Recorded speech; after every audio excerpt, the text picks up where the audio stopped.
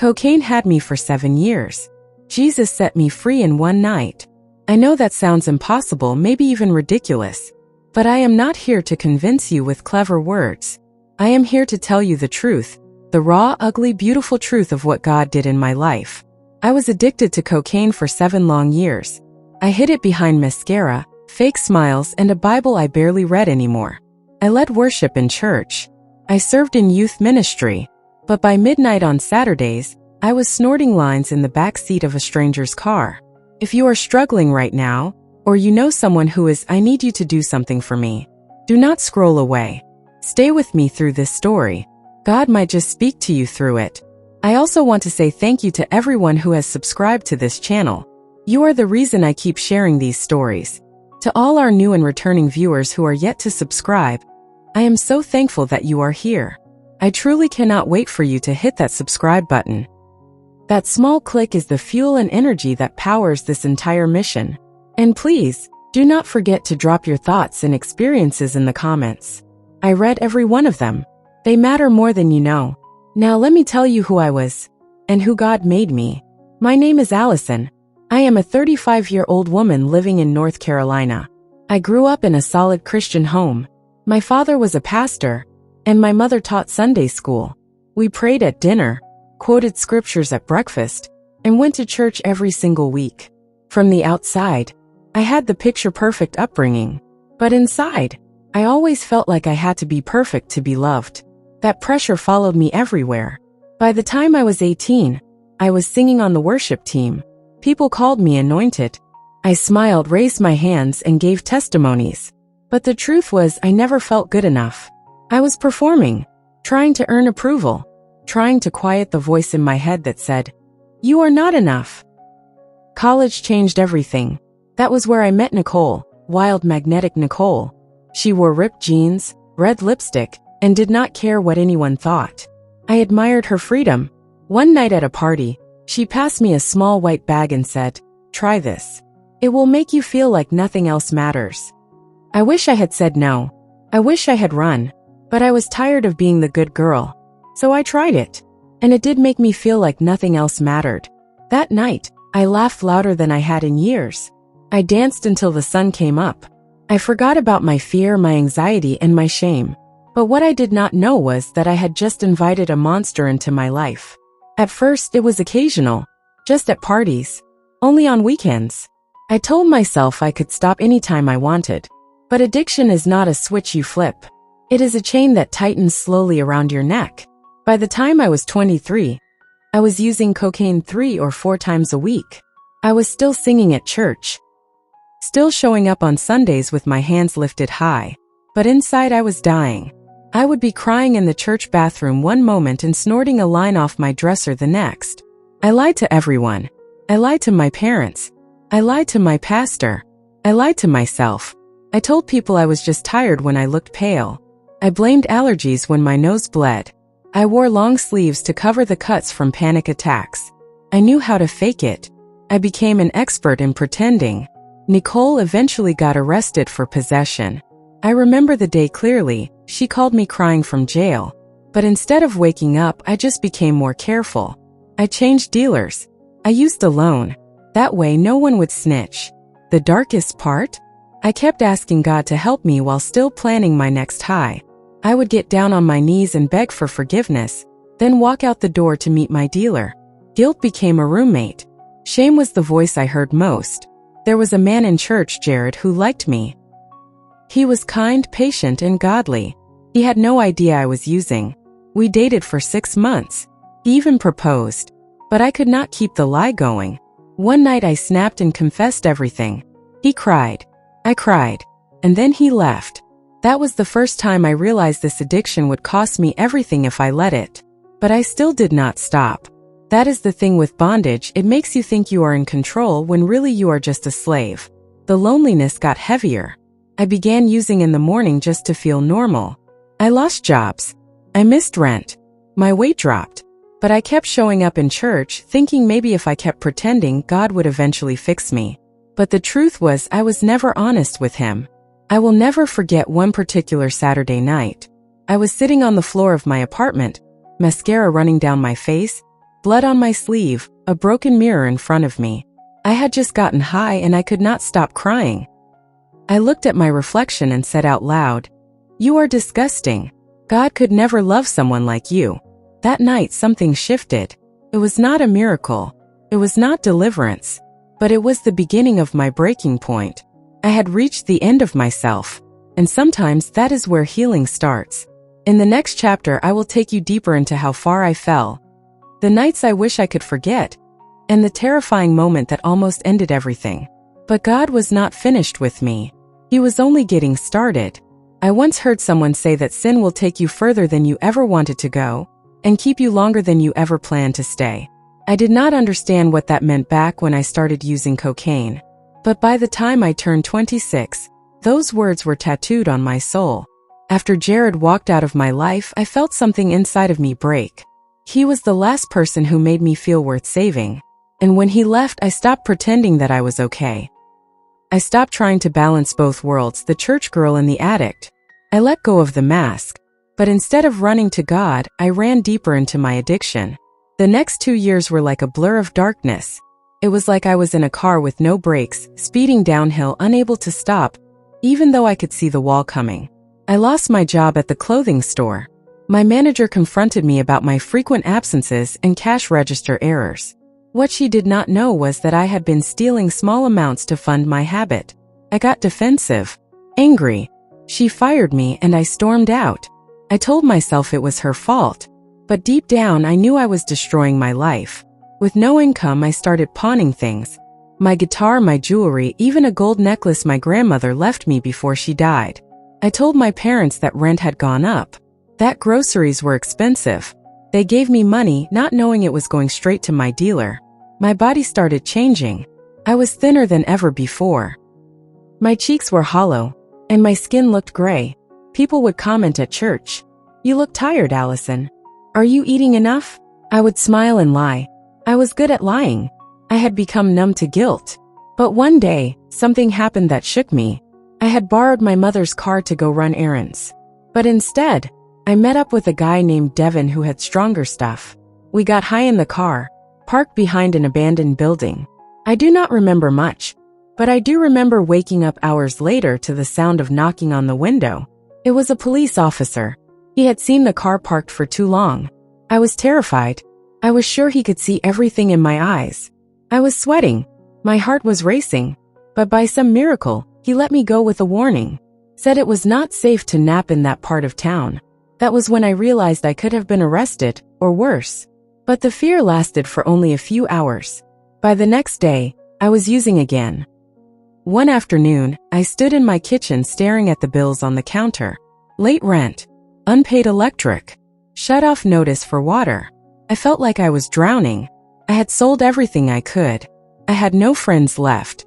My family was suspicious. My dealer was pressing me for payment. I remember sliding down to the kitchen floor, my back against the cupboard, and sobbing like a child.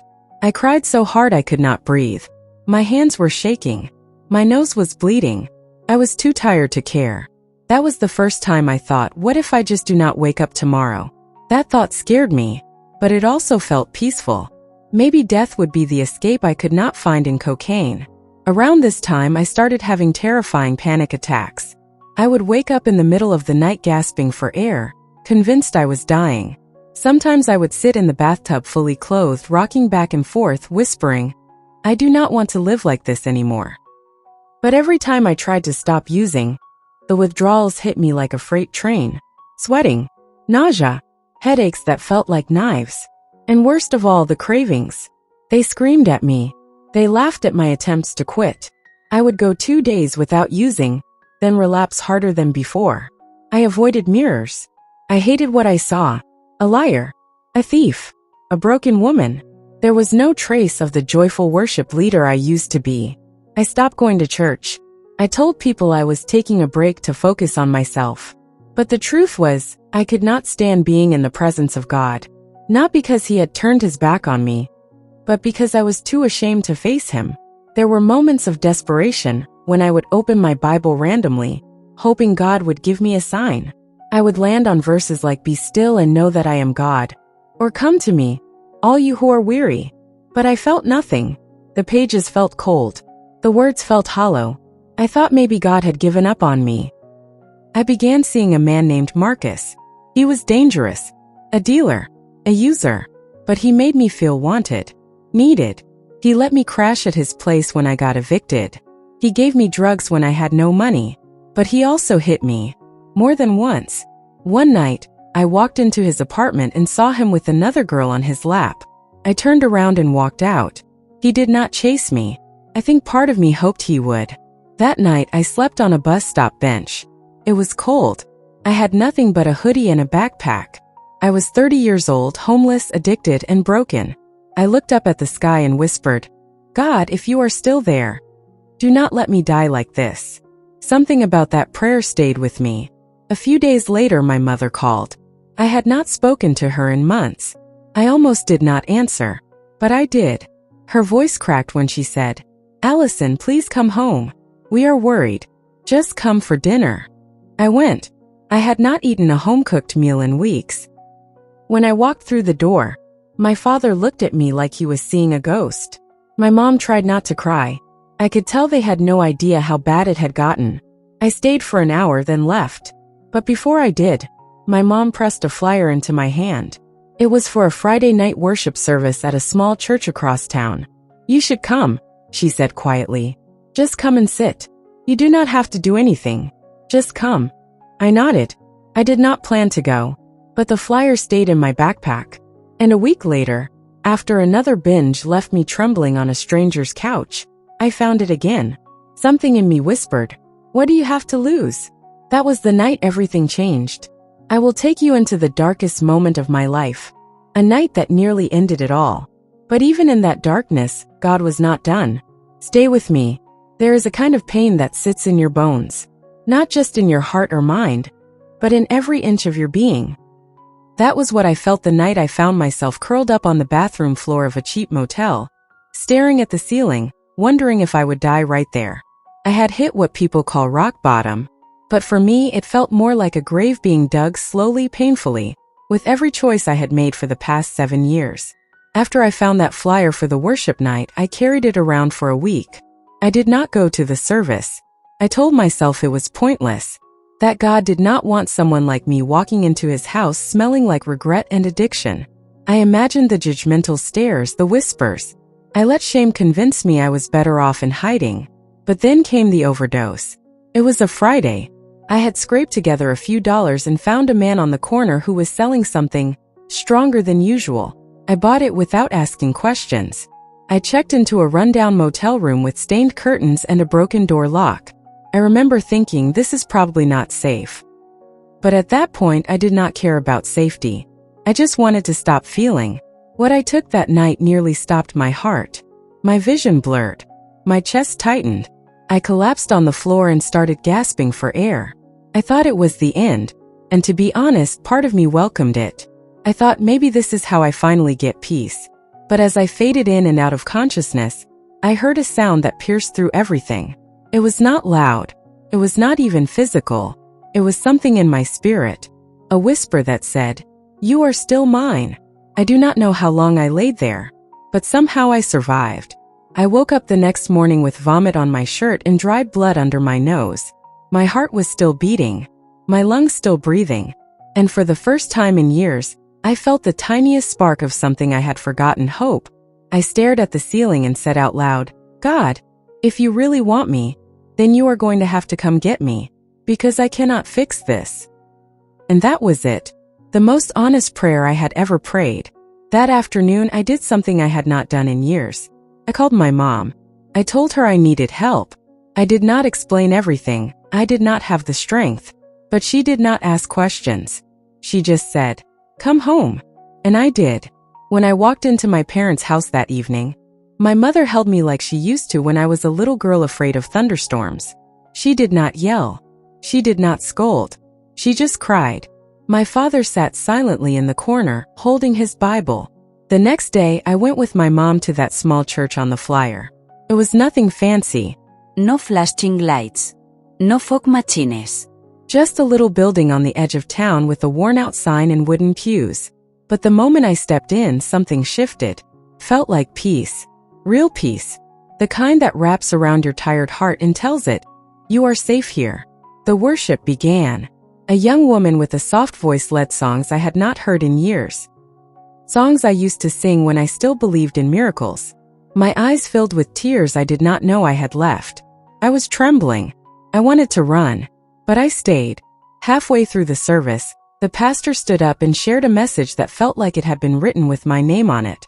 He said, "Some of you walked in here tonight carrying chains you have worn for years. Addiction, shame, guilt, and you think God has forgotten you. But I came to tell you He has not. He sees you, and He wants you back." I broke. I did not walk to the altar. I fell to it, like my legs gave out under the weight of my past. I do not remember what I prayed. I just remember sobbing and saying, "Please help me," over and over again. And then it happened. No lightning. No angels. No booming voice from heaven. Just a warm presence. Heavy. Holy. Like arms wrapping around me, pulling me close and whispering, "You are free." That moment changed everything. I left that church a different woman. I still looked the same. Still wore the same hoodie and torn jeans. But something inside of me had shifted. The addiction that had gripped me for 7 years. Ruined my relationships, stolen my future, nearly killed me. Lost its hold in one night. Do not get me wrong. Recovery was not easy. The next few weeks were hard. My body still craved the high. My emotions were all over the place. I had nights when I cried myself to sleep and mornings when I felt like giving up again. But this time I was not alone. I started attending that little church every Friday and Sunday. I joined a recovery support group. I got an accountability partner. My mom fasted and prayed for me. And most importantly, I talked to God every day. Sometimes I just sat in silence, letting His presence hold me.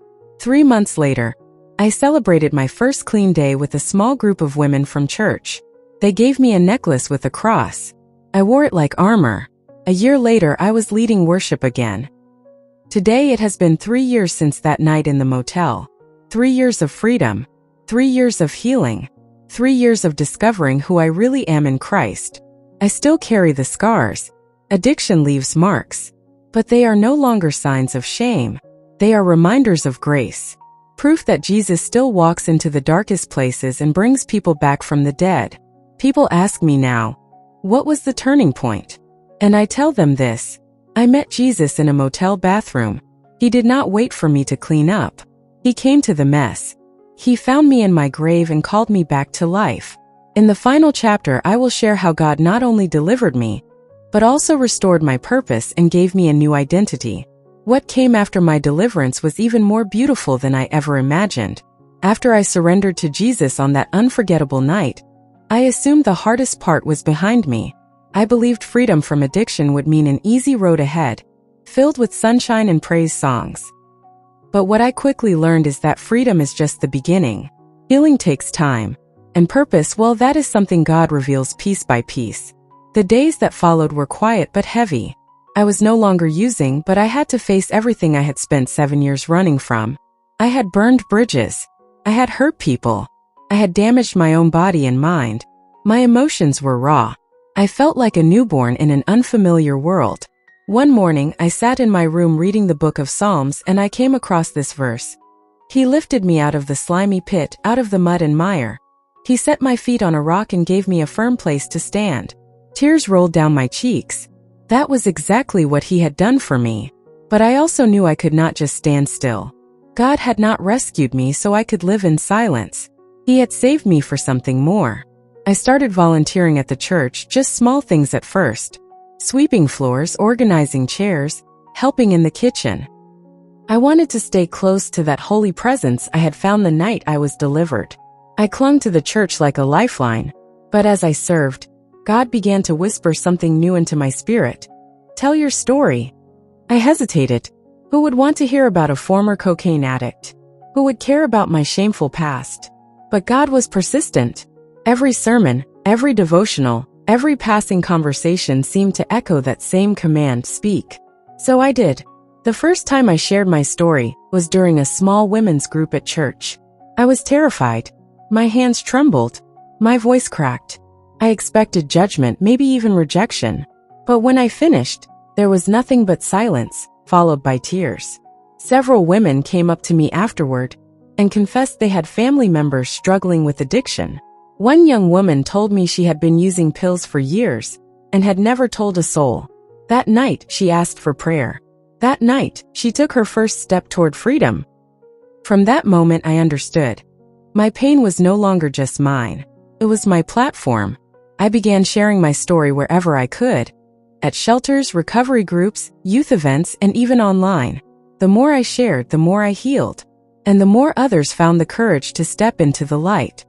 I was no longer the broken woman lying on a motel floor. I was a vessel, a living testimony that Jesus still saves, still delivers, still restores. God also began to restore the relationships I thought were lost forever. My younger sister, whom I had not spoken to in nearly 5 years, called me one evening. She said, "I heard about what happened at church. I wanted to say I am proud of you." We cried. We forgave.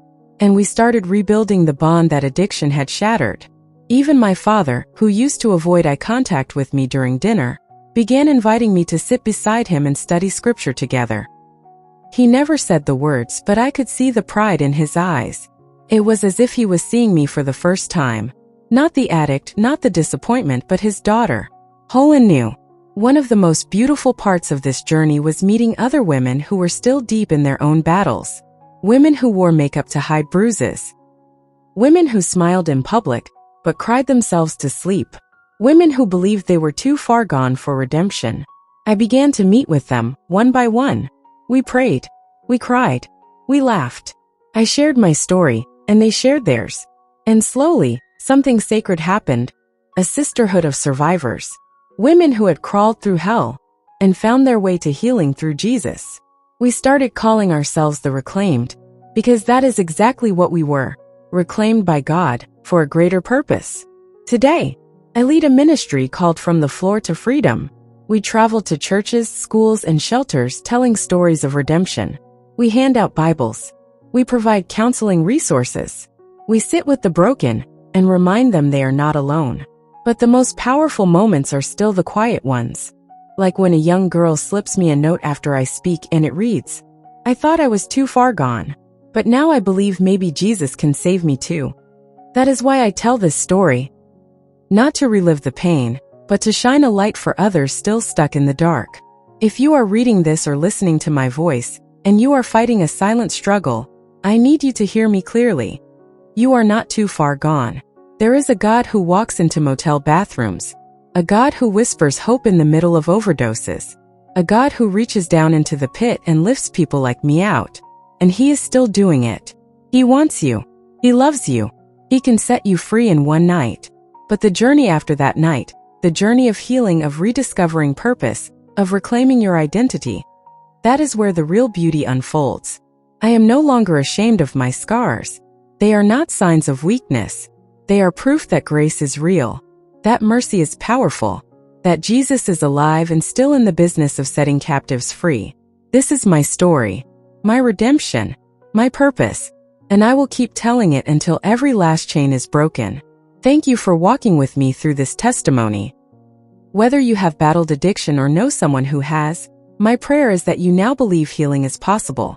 Grace is still flowing, freedom is still available, and Jesus is still calling your name.